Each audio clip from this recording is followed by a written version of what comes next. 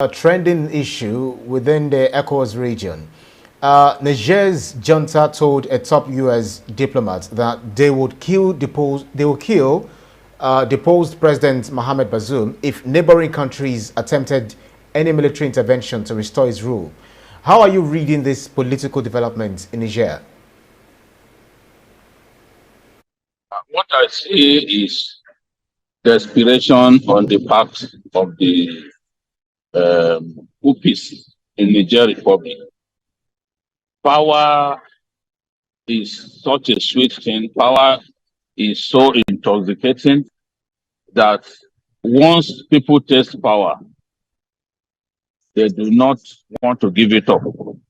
Despite all the pressure being mounted by ECOWAS and now AU that has endorsed ECOWAS's actions, these Upis are not prepared to play ball.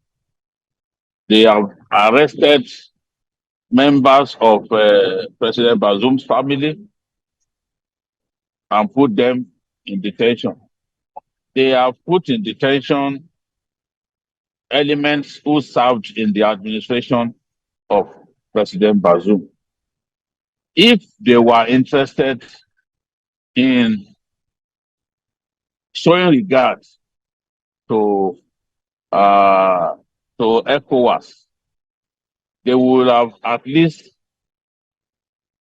released members of Bazoum's family as demanded by ECOWAS. But they are holding on to these people, seeking to use them as human shields in case of an area bombardment of Niger Republic. Because Niger, as I've said for years, is a failed state. All the parameters that you use to determine a failed state are present in Niger. In many parts of Niger, there is no evidence that anyone is in charge. And that was why Boko Haram found it very convenient to hide in many parts of Niger. So we are dealing with powermongers, people who have tasted power and are not prepared to give it up. And I think they've been encouraged by the fact that between 2020 and now, we've seen 6 military rulers take over ECOWAS states. The last one was, in the case of Chad, what I wanted to say was, in the case of Chad, the former president, a military ruler, after his death, after he was killed, his son, who took over the reins of power, promised a very swift transition to civil rule. But that's what we always hear from these guys. Once they've tasted power, they will not allow transition to civil rule to take place. They will simply hold on to power. And that is what these guys have done. The leader of the coupists in Niger Republic was the commander of the gas brigade.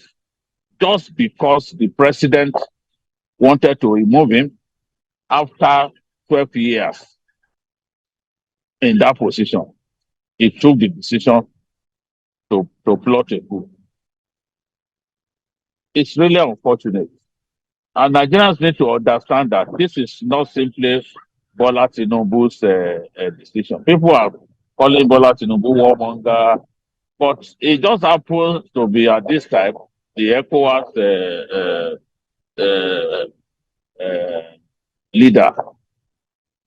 We are talking about a decision jointly reached. We are talking about resolutions made by ECOWAS, which you expect ECOWAS member states to abide by. So this is not simply a Tinubu decision. It's a decision jointly taken to pile pressure on these military rulers through sanctions capable of crippling the nation, capable of bringing the nation to its knees.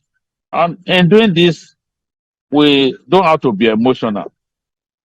There's no reason for anyone to take power